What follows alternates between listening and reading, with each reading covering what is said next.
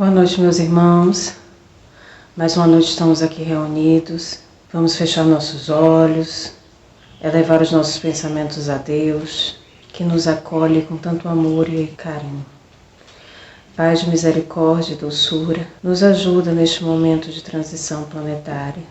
Abençoa os nossos irmãos, derramando sobre eles bênçãos de luz, que em cada lar encontre a Tua luz e a Tua presença. Senhor, tende piedade de nós. Somos Seus filhos precisando do Teu auxílio e da Tua misericórdia.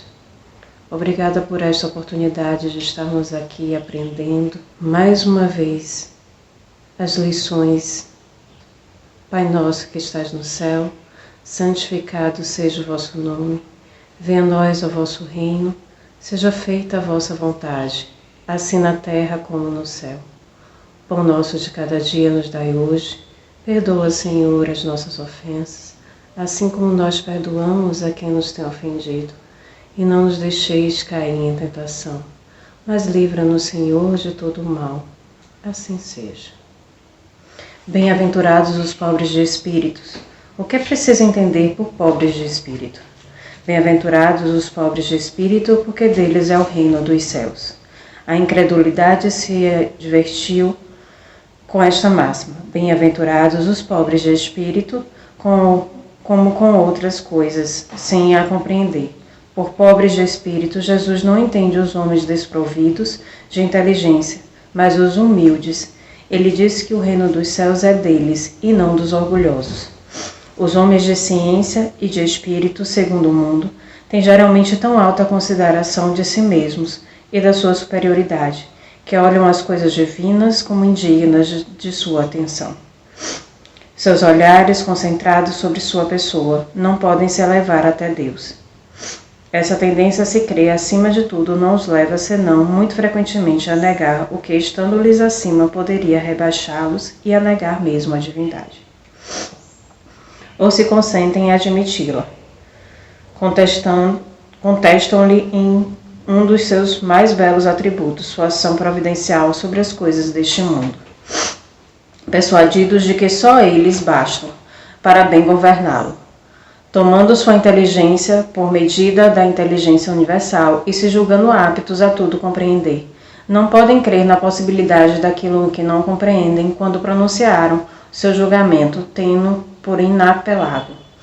Se recusam a admitir um mundo invisível e um poder extra-humano, não é entretanto porque isso esteja acima de sua capacidade, mas porque seu orgulho se revolta com a ideia de uma coisa acima da qual não podem se colocar, e que os faria descer de seu pedestal. Por isso eles não têm senão sorrisos de desdém por tudo que não é do mundo invisível e tangível. Eles se atribuem muito de espírito e de ciência, para crerem nessas coisas, segundo eles, boas para as pessoas simples, tendo aqueles que as levam a sério por pobres de espírito. Entretanto, o que quer que digam, lhes será preciso entrar, como os outros, neste mundo invisível que ridicularizam, quando seus olhos serão abertos e reconhecerão o seu erro. Mas Deus, que é justo, não pode receber na mesma categoria aquele que menosprezou seu poder e aquele que se submeteu humildemente às suas leis, nem os igualar.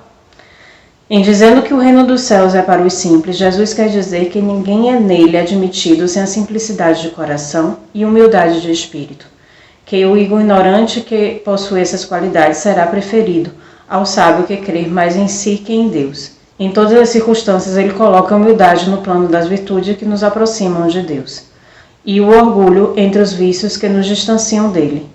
E isso por uma razão muito natural, de vez que a humildade é um ato de submissão a Deus, enquanto que o orgulho é uma revolta contra ele. Mas vale, pois, para a felicidade do homem ser pobre em espírito no sentido do mundo e rico em qualidades morais. Fiquemos com essa mensagem do Evangelho segundo o Espiritismo para a nossa reflexão. E neste momento a gente chama o nosso facilitador da noite, Isaac. Bem-vindo, Isaac. Que suas considerações e suas lições nesta noite sejam tocadas aos nossos corações. Obrigada. Boa noite a todos. É com prazer e alegria que estamos juntos mais uma vez, retomando as nossas atividades das doutrinárias ainda virtuais, patrocinadas pela Casa da Esperança, e continuando o trabalho de comentários sobre o livro Jesus no Lar, de Neio Lúcio, psicografado por Francisco Cândido Xavier. Hoje nós vamos fazer uma análise do capítulo número 23, cujo título é Os Mensageiros Distraídos. Eu lembro que essas passagens se davam na casa de Simão Pedro, eram reuniões que os apóstolos faziam e que nessa oportunidade Jesus aproveitava para transmitir conhecimentos a respeito da conduta, a respeito de como se encarar a vida no compromisso da divulgação da Boa Nova. Então, era preciso entender a vida, entender o como fazer para que se divulgasse de uma forma precisa. Então, como faço sempre, eu vou ler primeiro o texto para que nós tenhamos uma compreensão melhor do assunto e depois, então, voltamos aos comentários. Então, os ouvintes do culto da Boa Nova discorriam sobre as polêmicas que se tratavam incessantemente em torno da fé nos círculos do farisaísmo de várias escolas, quando Cristo, dentro de profunda simplicidade que lhe era característica, narrou tolerante. Um grande senhor recebeu alarmantes notícias de vasto agrupamento de servos em zona distante da sede do seu governo, que se viam fustigados por febre maligna e, desejoso de socorrer os tutelados que sofriam na região remota de seus domínios, enviou-lhes mensageiros de confiança. Friso, mensageiros de confiança, conduzindo remédios adequados à situação e providências alusivas ao reajustamento geral. Os emissários saíram do palácio com grandes promessas de trabalho, segurança e eficiência na missão. Todavia, assim que se viram fora das portas do Senhor, começaram a rinchar pela escolha dos caminhos. Uns reclamavam o atalho, outros a planície sem espinheiros e outros ainda pediam a passagem através dos montes. Longos dias perderam na disputa. Até que o grupo que se desuniu e cada falange atendendo aos próprios caprichos com absoluto esquecimento do objetivo fundamental. As dificuldades, porém, não foram solucionadas com decisão. Criados os roteiros diferentes, como que se dilataram os conflitos. Reduzidas agora numericamente, as expedições sofreram com mais rigor o golpe esterilizante das opiniões pessoais. Os viajantes não cuidavam senão de inventar novos motivos para o atrito inútil. Entre os que marchavam pelo trilho mais curto, pela vargem e pela serra, lavraram discussões improdutivas, contundentes e intermináveis. Dias e noites preciosos eram despendidos em comentários ruidosos quanto à febre, quanto à condição dos enfermos ou quanto às paisagens em torno. Horas difíceis de amargura e desarmonia, de momento a momento, interrompiam a viagem, sendo a muito custo evitadas as cenas de pugilato e homicídio. Surgiam as contendas a propósito de mínimas questões, com pleno desperdício da oportunidade, e em razão disso, tanto se atrasaram os viajantes do atalho quanto os da planície e os do monte, de vez que se encontraram no vale da peste a um só tempo, com enorme e irremediável desapontamento para todos, porquanto a míngua do prometido discurso, do prometido recurso, não sobrara nenhum doente vivo na carne. A morte devorara-os um a um, enquanto os mensageiros discutidores matavam o tempo através da viagem. Então, recapitulando essa primeira parte, estavam os discípulos discutindo a respeito do farisaísmo e das suas várias vertentes. Jesus, com a sua simplicidade, começa a contar essa história e dizendo que o Senhor queria socorrer um grupo que estava sofrendo dos males da peste, escolheu mensageiros de confiança, homens de sua confiança, que ele sabia que iriam cumprir aquilo que estava determinado. Ele dá a missão e, ao saírem dos portões do palácio, já começam a se desentender. Quer dizer, era um grupo único, e ao saírem do palácio começam a se desentender, os grupos são fracionados, e esses grupos fracionados, cada um vai para uma direção, e começam muitas discussões a ponto de chegar ao pugilato e ao homicídio. E de nada adiantou toda essa discordância, pois, ao final, chegaram todos ao mesmo tempo, só que para totalmente desespero deles, encontraram todos mortos, porque perdeu-se muito tempo nessa viagem em discussões inócuas. Continuando, o mestre fixou nos aprendizes o olhar muito lúcido e adousiu, os aprendizes dos apóstolos.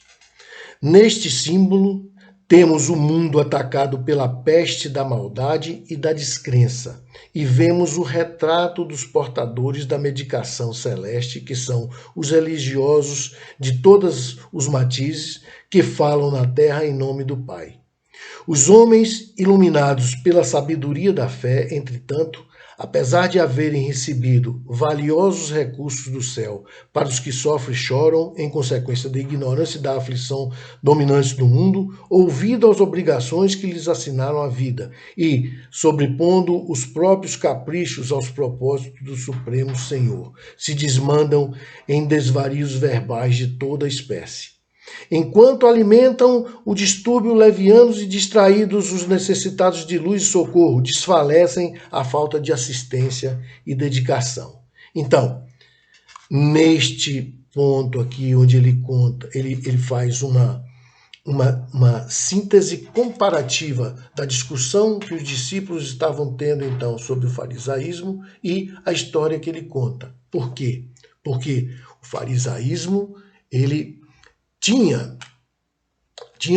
existiam várias vertentes, existiam várias interpretações religiosas, as interpretações eram diversas.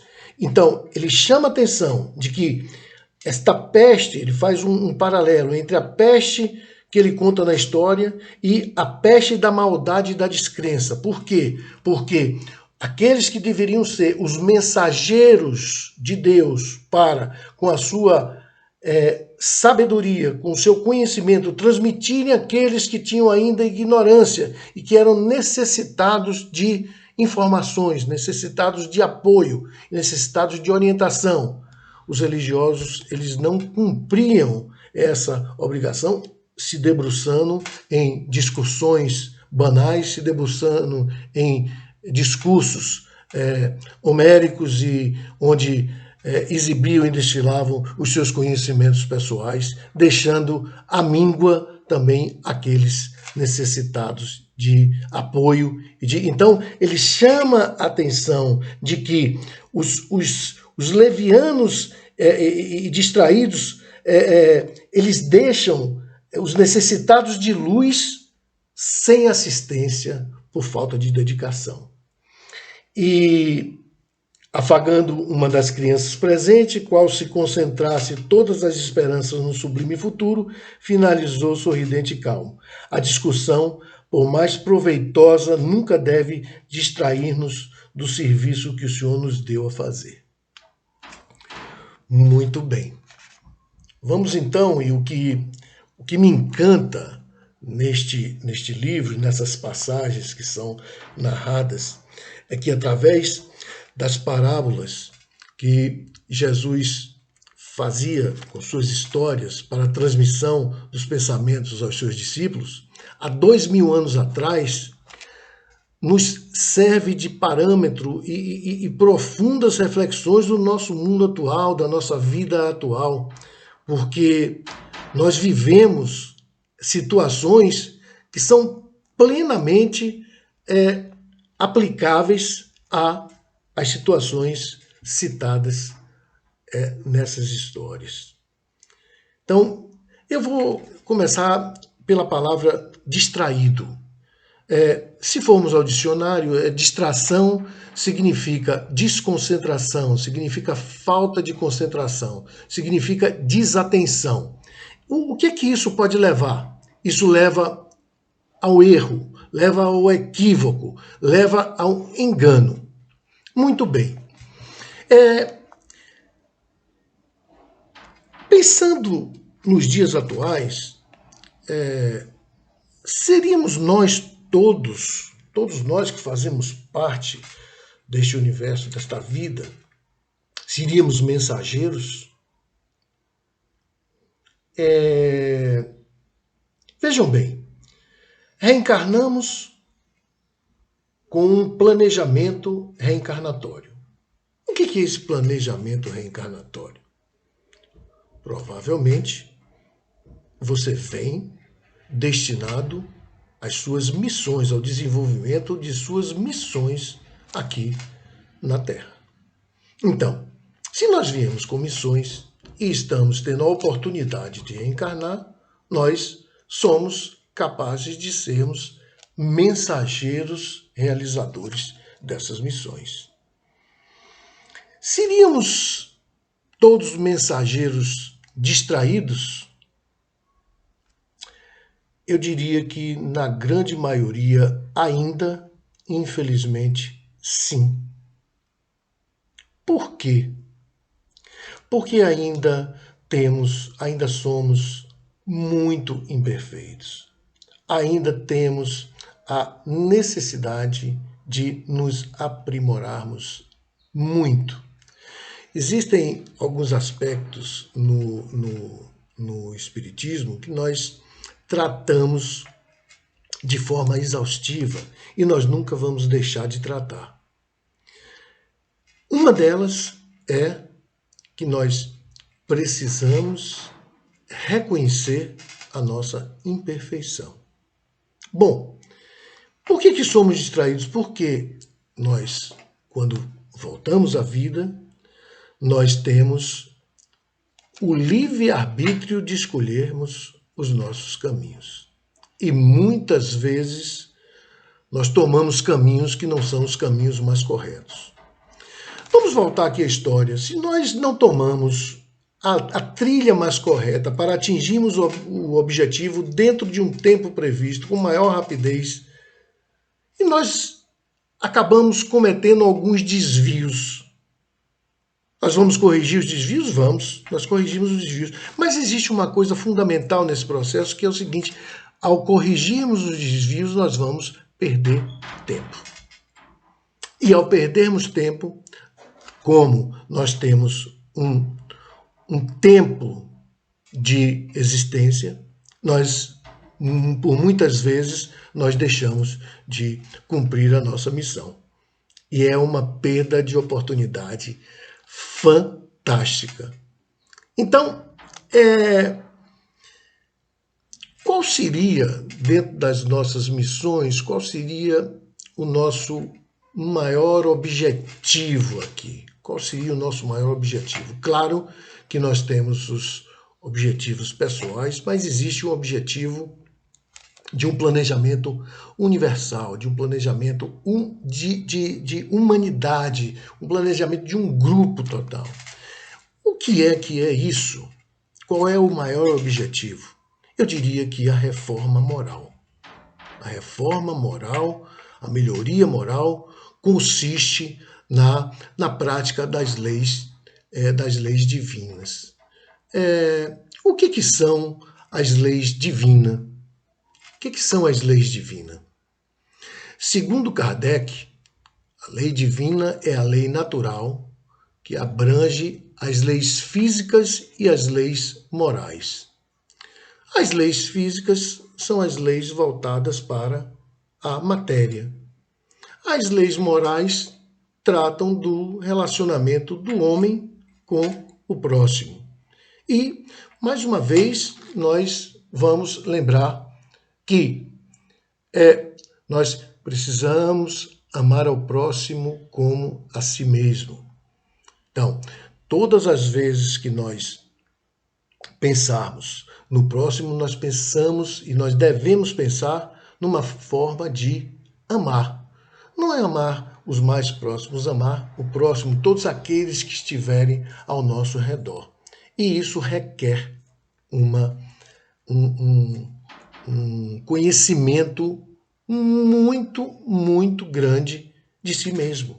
Porque você só consegue amar o próximo se você consegue se amar, se você consegue se conhecer. Porque é através do seu autoconhecimento que você vai poder ter a diretriz para poder ajudar o outro. Então, eu diria que esse fato de pensando e avaliando que nós sejamos os mensageiros, nós podemos nos reportar ao capítulo 18 do Evangelho segundo o Espiritismo, onde está lá escrito: muitos serão chamados, poucos os escolhidos. O que é que isso quer dizer? Muitos serão chamados, por quê? Porque Deus é justo. A oportunidade é igual para todos. Todos têm a mesma chance. Por que poucos serão escolhidos? Porque poucos traçarão os seus caminhos dentro da retidão das leis divinas.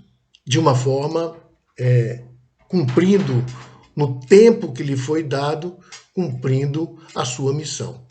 E aí nós voltamos a falar de que essa oportunidade ela é indistinta, ela é dada a todos. Agora, para que haja um entendimento daquilo que você pode cumprir, daquilo que você deve fazer, aquilo que você não deve fazer, é necessário uma coisa fundamental. É necessário mudar. É necessário mudança. É necessário que todas as pessoas precisam de mudar. As brigas, e isso é muito referido aqui no texto, e a gente pode fazer um comparativo com os nossos dias. Nós perdemos muito tempo com discussões que são totalmente inócuas, discussões sem sentido. As brigas são causadas pela intolerância, e a intolerância é uma estupidez. A intolerância é uma estupidez. O que nós assistimos diariamente em todos os ambientes, vocês reflitam, nos ambientes de trabalho, nos ambientes dos grupos em que vivemos, em casa, no próprio centro, na própria casa espírita, a gente perde muito tempo com discussões que, na verdade, vamos falar bem claramente, que, na verdade, buscam impor a verdade pessoal de cada um. É a disputa, não pelo que é mais lógico, não por aquilo que é mais factível, mas é a disputa de quem tem razão. E isso é uma perda de tempo enorme, isso é uma perda de tempo muito grande. Então, essa disputa de quem tem razão, essa subjugação das pessoas, a sua vontade pessoal, em detrimento do resultado maior, que é a concordância do grupo, ela é totalmente descabida. Ela é lamentável e, infelizmente, ocorre com frequência. Nós precisamos nos policiar para que procuremos ser tolerantes, procuremos ser humildes, procuremos acatar uma opinião que seja melhor do que a nossa. Nem sempre a nossa opinião é a melhor. Às vezes nós estamos num grupo e nós temos que acatar aquilo que seja melhor para a conclusão daquilo que se quer atingir, do objetivo. E muitas vezes, por vaidade ou por alguma imposição, se quer levar a coisa e às vezes se irrita, e às vezes deixa o grupo, e às vezes abandona uma reunião. São atitudes totalmente lamentáveis. Eu acho que todo caminho bem exercitado, praticado, deveria levar um grupo ou muitos grupos a ampliar a percepção das coisas boas, do objetivo comum a todos, para que a humanidade pudesse começar a se transformar. Na verdade, essa transformação ela já começou. Aos poucos vão se agregando novos valores, novos conceitos, novas pessoas e, acima de tudo, o autoconhecimento, que é importantíssimo. Embora nós ainda não vejamos isso com uma certa explicitude, nós podemos avaliar de que existe um avanço considerável nessa fase. Quando ele fala na história que naquela época os religiosos daquela época não faziam atendimento a quem precisava, vamos partir para hoje. Os religiosos de hoje é a mesma coisa que acontece, deveriam ser os principais mensageiros. Mas o que acontece, o que há e o que acontece diariamente que nós vemos é a discórdia, comportamentos controversos, muitas vezes disputando qual é a religião melhor. Isso, felizmente, não acontece no Espiritismo, porque o Espiritismo não está no mercado da fé, essa que é a verdade. Agora, a vaidade do conhecimento, a prática distorcida, essa falta de credibilidade, o abandono dos necessitados, dos fiéis, gera descrença. A pessoa fica descrente. Puxa, se a pessoa que está ali, se ela não consegue se entender, como é que eu vou acreditar em quem não está se entendendo direito, que está se desentendendo com os outros? As religiões, as opiniões das religiões podem ser várias, mas o caminho é único, o caminho é Deus. O caminho é único. Existe um Deus. E que, embora possa ser chegado a ele por diversas religiões, mas vai se chegar a ele com uma luz maior, como a evolução máxima do ser humano. Então, por essa razão, pelo Espiritismo não estar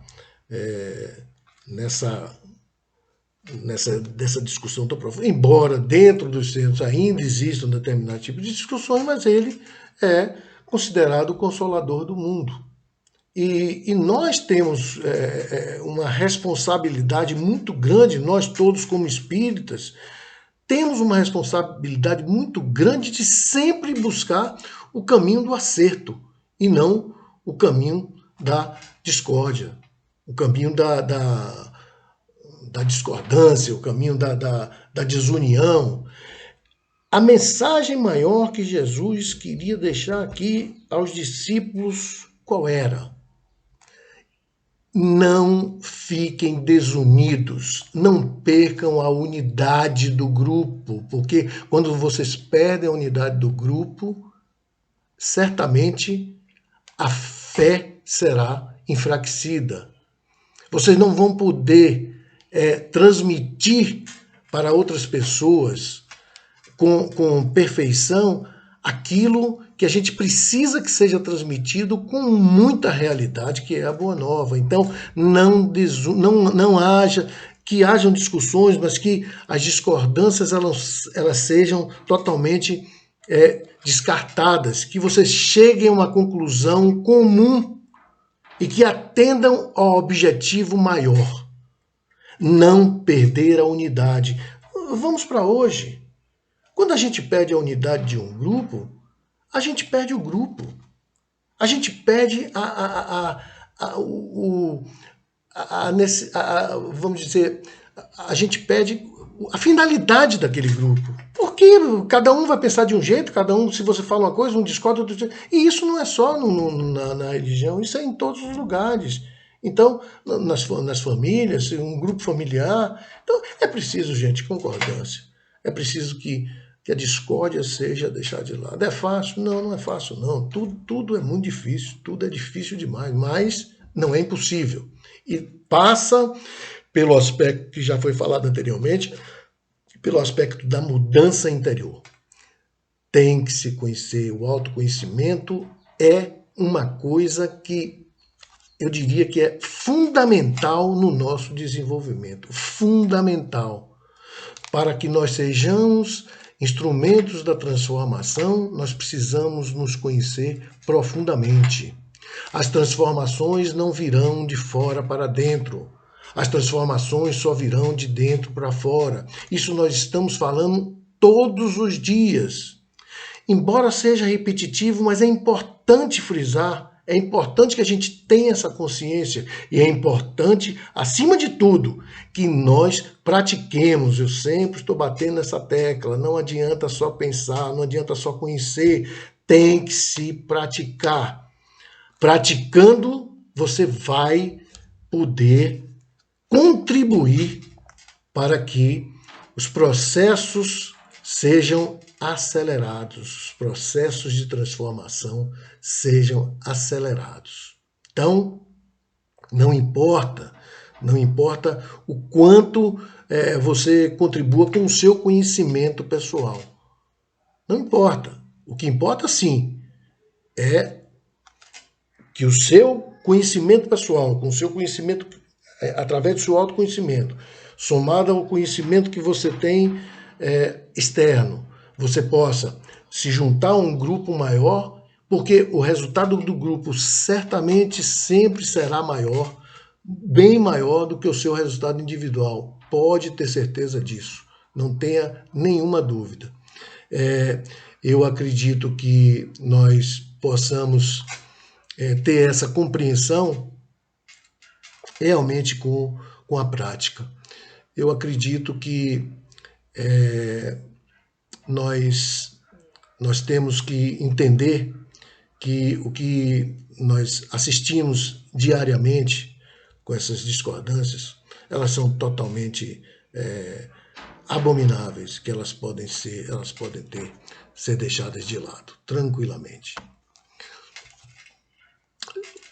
No livro Alma e Coração, há uma citação de Emmanuel que devemos olhar com bastante atenção.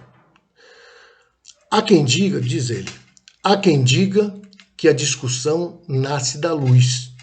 É provável que seja ela, em muitos casos, um fator de discernimento, quando manejadas por espírito de elevada compreensão. No entanto, em muitos outros, nada mais faz que apoiar a discórdia e apagar a luz. Justamente vem de encontro ao que nós estamos comentando. Se a discussão é gerada para que você encontre uma situação melhor, ótimo. Isso realmente é factível e é valioso.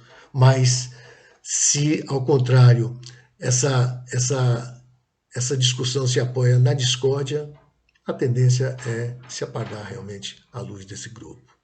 Então, eu quero agradecer mais uma vez essa oportunidade de estarmos conversando e trocando algumas ideias sobre assuntos tão relevantes.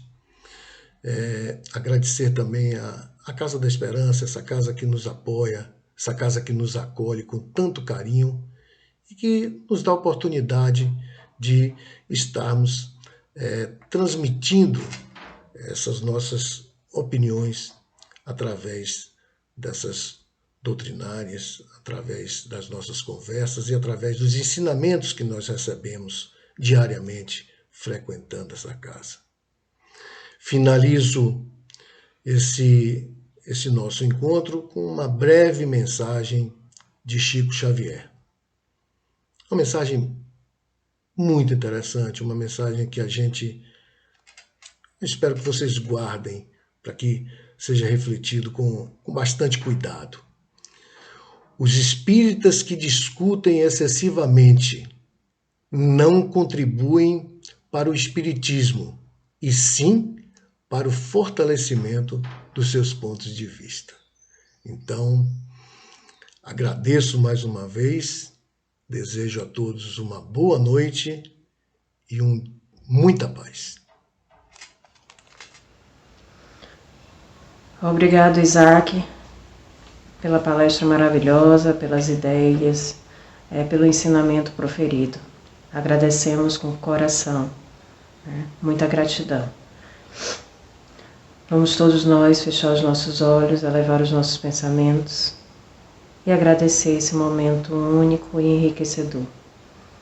Obrigado, Senhor, por esta noite estarmos aqui reunidos em Teu nome. Obrigada pelas palavras, pelos ensinamentos, que sejam tocados não só no meu, mas no coração de todos aqueles que assistiram.